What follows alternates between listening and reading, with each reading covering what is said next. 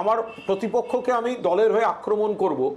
এবার আমার জেলা উত্তর কলকাতা যেখানে আমি থাকি সেখানে বিভিন্ন ওয়ার্ডে বিভিন্ন সমস্যা হয়ে আছে, আমি তার ডিটেলে যাচ্ছি না। সেখানে অনেকে আমার কাছে আসেন, অনেকে আর কারোর কাছে যান, সাংসদ আমার উপর বিরক্ত থাকেন।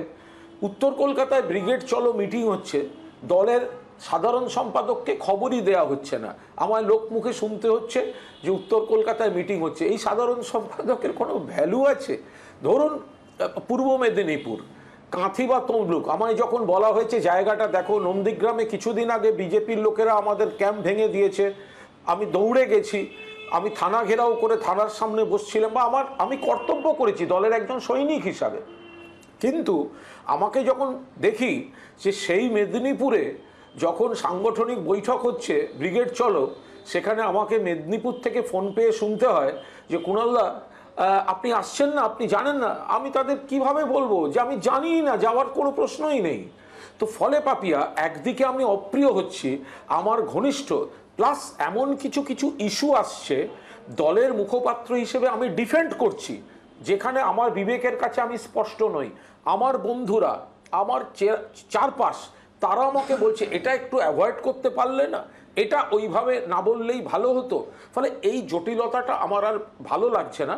আমি মমতাদিকে শ্রদ্ধা করি, অভিষেককে শুধু শ্রদ্ধা করি না লিডার হিসেবে, আমি অভিষেককে ভালোবাসি। আমি একজন কর্মী হিসেবে থাকবো। ভয়ঙ্কর দক্ষ সব নেতারা আছেন আমাদের পার্টিতে, কোনো অসুবিধা নেই। তো ফলে সেখানে কোনো ফাঁক বা শূন্যতার কোনো জায়গা নেই। আমি সজ্ঞানে একক সিদ্ধান্তে আমি নিজেকে সরিয়ে নিচ্ছি।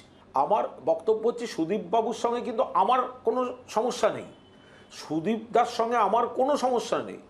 আমি বলছি এই 5-6 দিন আগে আমি ঠিক যে পার্টি অফিসে যে জায়গাটা বসে কথা বলছি, এই জায়গাটা উপচে পড়েছিল ছেলে অন্য একটি ওয়ার্ডের, রাস্তা বন্ধ হয়ে গেছিল, এত ভিড়, সাংসদের কাছে গিয়ে ন্যায় বিচার না পেয়ে আরও কেউ ওখানে অন্য জায়গায় যায়, তারা আমার কাছে এসেছিলেন, আমি তাদের পাশে দাঁড়িয়েছি। এইগুলোতে সাংসদ রেগে যাচ্ছেন। উত্তর কলকাতার বিভিন্ন পকেটগুলোতে বিভিন্ন সমস্যা তৈরি হচ্ছে। আপনি বলুন তো, এই যে 50 নম্বর ওয়ার্ডে কাউন্সিলর সজল ঘোষ একটা সময় আমার ভাতৃসম, ওর সঙ্গে আমার তিক্ততা শুধুমাত্র ও বিজেপিতে গেছে বলে, এর বাইরে ওর সঙ্গে আমার কোনো তিক্ততা নেই। ইভেন সুদীপবাবুর লোকেদের প্ররোচনায় পুলিশ যেদিন ও দরজা ভেঙেছিল, আমি মুখপাত্র থাকাকালীন আমি টুইট করে আমি অপোজ করেছিলাম। তো এখন আপনি বলুন, সজল ও একটা স্বীকৃতি চেয়েছিল, একটা কাজ চেয়েছিল, সুদীপ দ্বারা সেটা হতে দেননি। সজলকে দলে রাখার আমি শেষ চেষ্টা করেছি। তাহলে সুদীপবাবু, আপনি এত বড় নেতা, আপনি সজলকে থাকতে দেবেন না, আবার সজল উল্টো দিকে দাঁড়ালে আপনি এবং আপনার স্ত্রী তাকে হারাতেও পারবেন না।